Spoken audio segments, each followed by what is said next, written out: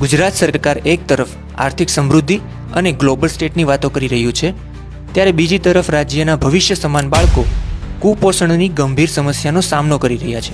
જો કે છેલ્લા 4 વર્ષના બજેટ પર નજર કરીએ તો સરકારે મહિલા અને બાળ વિકાસ વિભાગ માટે વર્ષ 2022માં 4,976 કરોડ, 2023માં 6,064 કરોડ, 2024માં 6,885 કરોડ અને વર્ષ 2025 માટે 7,668 કરોડ સુધીના માતબર ભંડોળની સતત વધતી જોગવાઈ કરી છે.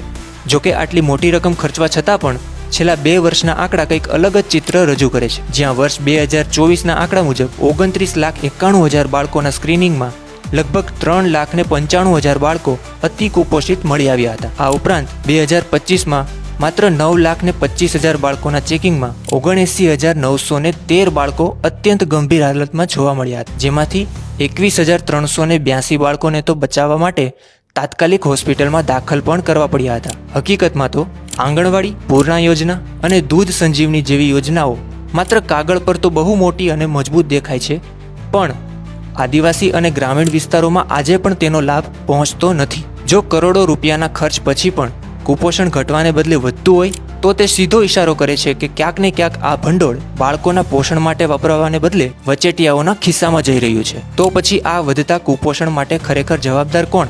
સરકારની નિષ્ફળ નીતિઓ કે પછી ભ્રષ્ટ વહીવટી તંત્ર? આ બાબતે તમને શું લાગે છે? અમને કોમેન્ટમાં ચોક્કસ જણાવો.